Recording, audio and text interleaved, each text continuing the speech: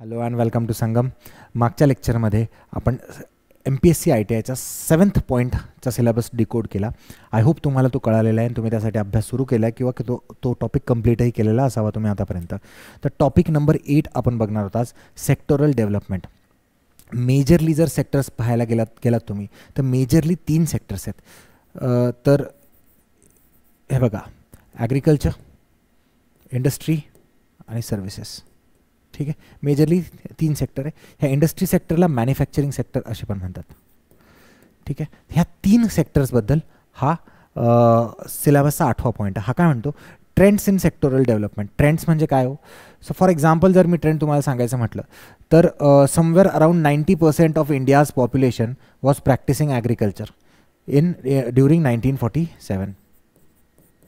मग 2024मध्ये भारताच्या टोटल पॉप्युलेशनच्या 45%, 45 असतात, काही लोक 48, काही लोक 50 म्हणतील, 45 आहे. ठीक आहे, डेटा हाच आहे, डेटा चुकलेला नाही.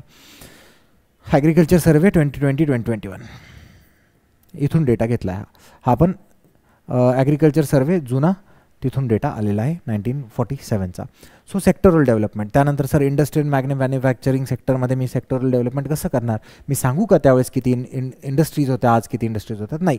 तर आपण सांगू शकतो मॅन्युफॅक्चरिंग सेक्टर जो आहे तो भारतामध्ये 0.1% GDPमध्ये आधी त्या गव्हर्नमेंट ओन होता आधी. मग 0.1% 1947च्या पिरियडमध्ये मॅन्युफॅक्चरिंग सेक्टरचा एक शेअर होता 1947 पिरियडमध्ये of total GDP of India.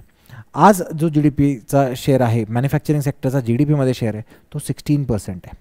ठीक आहे, आता हा 16% शेअर जो आहे मागच्या 30 वर्षांपासून मॅन्युफॅक्चरिंग सेक्टरमध्ये भारताचा 16%च शेअर आहे, यापेक्षा शेअर वाढलेला नाही.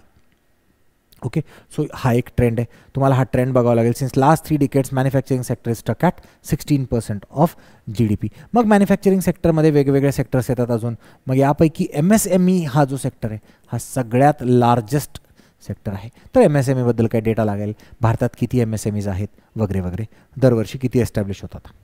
मग त्यानंतर हा डेटा, हा फॅक्ट्स मी तुम्हाला समजवलं. ॲक्च्युली मी डिकोडेड सिलेबसचा पॉईंट आहे, मी तिथेच तुम्हाला दाखवून देतो. Okay, trends in development of काय, ॲग्रिकल्चर, इंडस्ट्री म्हणजे मॅन्युफॅक्चरिंग आणि सर्व्हिस सेक्टर, हे 3 मेजर सेक्टर्स आहेत. ह्यांच्यामध्ये ट्रेंड्स तुम्हाला सांगायचे. ट्रेंड्स म्हणजे काय मी तुम्हाला सांगून दिलं. मग इकॉनॉमिक सेक्टर्स आहेत काय, तर इकॉनॉमिक सेक्टरमध्ये काय, शेअर इन इकॉनॉमी, यांचा शेअर इन इकॉनॉमी, GDPमध्ये शेअर किती आहे, एम्प्लॉयमेंटमध्ये शेअर किती आहे वगैरे वगैरे. प्रोजेक्शन्स म्हणजे भविष्यात वाढतील कसं, कोण सांगतं प्रोजेक्शन, इकॉनॉमिक सर्वे. तर यासाठी तुम्हाला इकॉनॉमिक सर्वे लागेल. मग इश्यूज आणि एम्प्लॉयमेंट, इथे अनएम्प्लॉयमेंट येईल, ॲक्च्युली एम्प्लॉयमेंट नसतं, unemployment issues and self employment opportunities.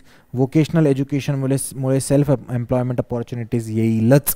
ठीक आहे, स्टार्टअप्स किती वाढत आहेत भारतामध्ये, आता सध्या स्टार्टअप्स किती आहे, एंजल इन्व्हेस्टर्स म्हणजे काय, ह्या कॉन्सेप्ट तुम्हाला इथे विचारल्या जातील. मग त्यानंतर emerging sectors and required future skill. Emerging sector काय हो sir, software development is one of the emerging sector. AI येतं आहे आता. आधी ChatGPT अगोदर वाटायचं की ChatGPT इज एव्हरीथिंग, पण ChatGPT तुम्हाला वाटतंय एक अरिना ऑफ सेक्टर आहे. तुम्हाला कॉन्टेंट लिहायला, डेटा लिहायला वेगळे आर्टिफिशियल इंटेलिजन्स आहे, सॉफ्टवेअर्स बनवायला वेगळे आर्टिफिशियल इंटेलिजन्स आहे, सगळ्या गोष्टी AI घेत आहे आता इथे.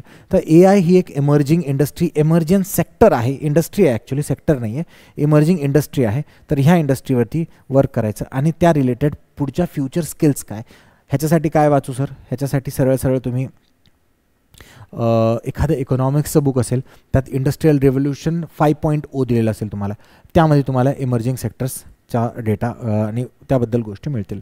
जॉब लॉस किती झाला सर, डेटा आणि facts private industry, private institutes, NGO वगैरेचा वाचू का, युनायटेड नेशनचा वाचू का, तर आन्सर आहे नाही, फक्त गव्हर्नमेंट डेटा वाचावा लागेल. मग crisis and problems related to infrastructure. मग इन्फ्रास्ट्रक्चर जे सेक्टर आहे ह्याच्यामध्ये क्रायसिस काय, stuck at 16% of GDP since last 3 years. आणि मी नाही म्हणतो, इकॉनॉमिक सर्व्हिस म्हणतं हे. तर 16.3 केला. गव्हर्नमेंटने थोडा छोटासा गेम पण खेळला आहे. फॉर एक्झाम्पल इथे हा मॅन्युफॅक्चरिंग सेक्टर आहे आणि हा सर्व्हिस सेक्टर आहे, तर हा वाढतच नाही मागच्या 30 वर्षांपासून. तर इथले काही कॉम्पोनंट्स उचलले आणि मॅन्युफॅक्चरिंग सेक्टरमध्ये टाकले, तर हा 6.3%, 16.3%, 4%च्या दरम्यान खेळतोय. तर ॲक्च्युअल ग्रोथ ह्या सेक्टरमध्ये, मॅन्युफॅक्चरिंग सेक्टरमध्ये झालीच नाही. तो फॅक्ट म्हणजे हे तुम्हाला खूप हायर लेवल ऑफ डिस्कशन आहे, हे ॲनालिटिकल आहे, हा पार्ट नको आहे तुम्हाला. मेजरली MPSCच्या एक्झामसाठी तुम्हाला फॅक्च्युअल पार्ट लागतो. ठीक आहे. I hope 8 point of syllabus तुम्हाला क्लिअर असावा. Thank you for watching this lecture. I hope तुम्ही हा पॉईंटही लवकरच कंप्लीट कराल. Thank you so much.